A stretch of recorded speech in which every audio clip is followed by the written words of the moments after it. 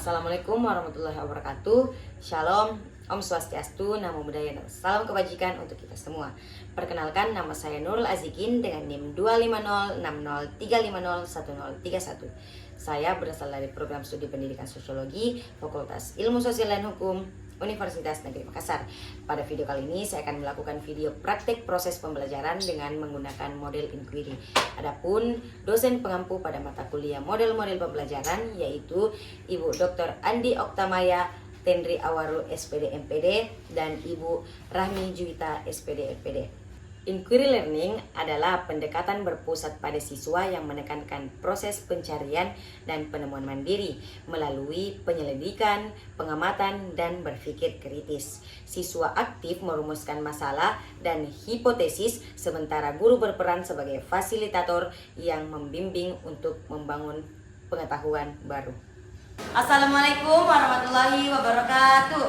Waalaikumsalam warahmatullahi wabarakatuh. Apa kabarnya adik-adik? Baik.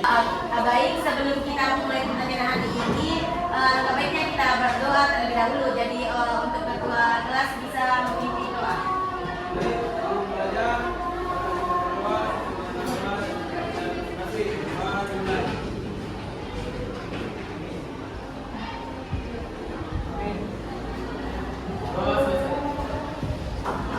Jadi sebelum saya mulai materi, saya mau melakukan absensi terlebih dahulu.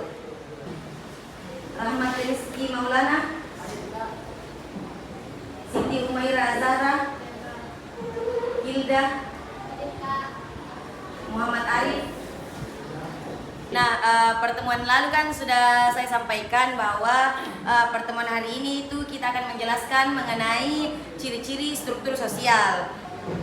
Nah, selanjutnya itu tujuan utama pembelajaran ciri-ciri struktur sosial. Yang pertama itu tujuannya itu agar siswa memahami dasar keteraturan, pola hubungan dan posisi individu atau status dan peran dalam masyarakat. Pembelajaran ini bertujuan untuk membentuk kesadaran sosial, menciptakan stabilitas dan membekali kemampuan menganalisis dinamika perubahan sosial. Pertama itu saya mau bertanya kepada teman-teman, ada yang tahu tidak mengapa dalam masyarakat itu terdapat bagian kedudukan seperti ketua RT, guru, kepala sekolah, dan siswa? Oke, saya persilahkan. Pembagian kedudukan dalam masyarakat itu diperlukan agar ada pembagian tugas yang jelas, sehingga kehidupan menjadi lebih tertib, teratur, dan tujuan bersama dapat tercapai.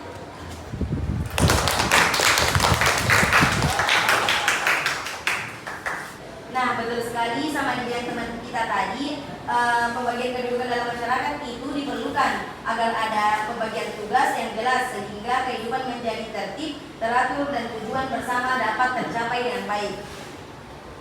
Nah, sebelum kita masuk di ciri-ciri struktur sosial, mungkin saya akan memberikan pengantar terlebih dahulu mengenai struktur sosial. Struktur sosial adalah pola hubungan yang tersusun secara teratur dan berulang dalam kehidupan masyarakat. Struktur ini menunjukkan bagaimana individu dan kelompok di dalam masyarakat saling berhubungan, berperan, dan menempati posisi tertentu. Nah, jadi selanjutnya itu kita masuk di ciri-ciri struktur sosial. Ciri-ciri struktur sosial itu terbagi menjadi 4. Yang pertama, bersifat abstrak. Yang kedua, relatif stabil. Yang ketiga, memiliki pola tetap. Dan yang keempat, terdiri dari status dan peran. Nah, selanjutnya itu saya akan membagi kelompok menjadi 4 kelompok. Kan tadi ciri-ciri struktur sosial itu terbagi menjadi 4. Jadi saya bagi menjadi 4 kelompok. Kelompok pertama itu membahas mengenai bersifat abstrak. Kelompok kedua membahas mengenai relatif stabil. Kelompok 3 membahas mengenai memiliki pola tetap. Dan kelompok keempat itu membahas mengenai terdiri dari status dan peran. Mengerti? Mengerti.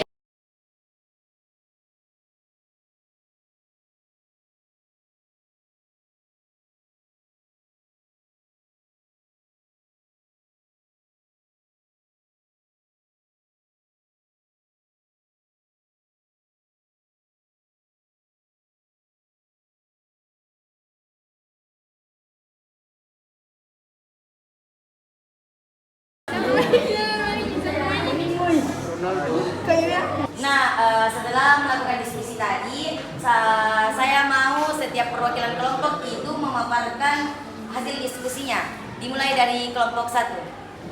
Baik, saya dari perwakilan kelompok 1 yang bersifat abstrak. Abstrak itu yang tidak terlihat tapi dapat dirasakan. Jadi, artinya struktur sosial tidak dapat dilihat secara langsung atau secara nyata, tetapi dapat dipahami melalui interaksi sosial. Contohnya itu antara hubungan siswa dengan guru.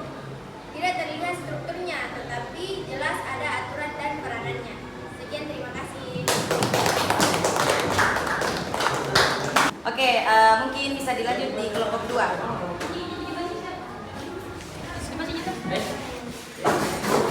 Relatif stabil, struktur sosial tidak mudah berubah dalam waktu singkat karena sudah menjadi kebiasaan atau sistem dalam masyarakat. Contoh, sistem pendidikan di sekolah tetap ada guru, siswa, kepala sekolah, meskipun bisa berubah secara perlahan. Jadi Baika izin memaparkan memiliki pola tetap. Hubungan sosial terjadi secara berulang dan membentuk pola yang sama dari waktu ke waktu. Contohnya, setiap hari siswa belajar di kelas dan guru mengajar. Aktivitas ini terus berulang. Terima kasih. Terdiri dari status dan peran. Setiap orang memiliki status kedudukan, misalnya siswa atau guru. Peran, tugas atau kewajiban sesuai status. Contohnya, guru itu mengajar, siswa itu belajar. Benar sekali yang dikatakan teman-teman sekalian. Jadi kalau lebih singkatnya itu bersifat abstrak, tidak terlihat, tetapi bisa dirasakan melalui hubungan sosial. Relatif stabil itu tidak mudah berubah dalam waktu singkat.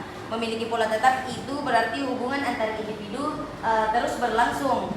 Terdiri dari status dan peran. Setiap orang punya posisi dan punya peran masing-masing.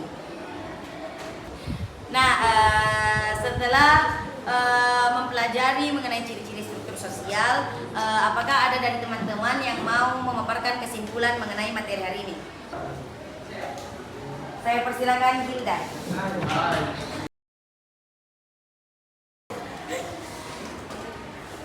Baik Kak, terima kasih atas kesempatannya. Yang dapat saya simpulkan adalah struktur Baik Kak, terima kasih atas kesempatannya. Yang dapat saya simpulkan adalah struktur sosial adalah susunan hubungan dalam masyarakat yang bersifat abstrak, relatif stabil dan berpola tetap. Di dalamnya terdapat status dan peran yang mengatur interaksi antar individu sehingga tercipta keteraturan sosial. Struktur sosial juga memiliki dimensi vertikal dan horizontal, serta unsur-unsurnya saling berkaitan dan didukung oleh lembaga sosial dalam kehidupan masyarakat. Ciri-ciri struktur sosial menunjukkan bahwa kehidupan masyarakat tersusun secara teratur dan tidak acak. Struktur sosial bersifat abstrak, relatif stabil, memiliki pola tetap, serta terdiri dari status dan peran yang mengatur hubungan antar individu. Selain itu, struktur sosial memiliki dimensi vertikal dan horizontal, serta unsur-unsurnya saling berkaitan sehingga mampu menciptakan keteraturan dalam kehidupan bermasyarakat. Nah, betul sekali yang dikatakan tadi teman kita Hilda. Jadi struktur sosial itu susunan hubungan dalam masyarakat yang bersifat abstrak, relatif stabil, dan berpola tetap. Di dalamnya terdapat status, peran yang mengatur interaksi antar individu sehingga tercipta keteraturan sosial. Nah, ciri-ciri struktur sosial menunjukkan bahwa kehidupan masyarakat tersusun secara teratur dan tidak teracak. Struktur sosial bersifat abstrak, relatif stabil, memiliki pola tetap, serta terdiri dari status dan peran yang mengatur hubungan antar individu. Selain itu, struktur sosial memiliki dimensi vertikal dan horizontal, serta unsur-unsurnya saling berkaitan sehingga mampu menciptakan keteraturan dalam kehidupan masyarakat. Nah, sebelum kita mengakhiri pertemuan hari ini, apakah ada yang mau bertanya?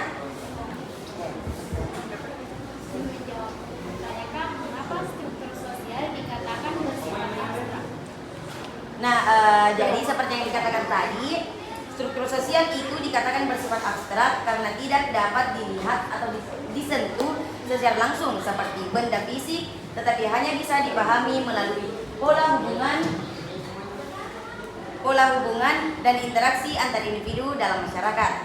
Artinya, yang terlihat sebenarnya adalah perilaku dan interaksi manusia, sedangkan struktur yang mengatur hubungan tersebut seperti status, peran, dan juga norma tidak tampak secara nyata.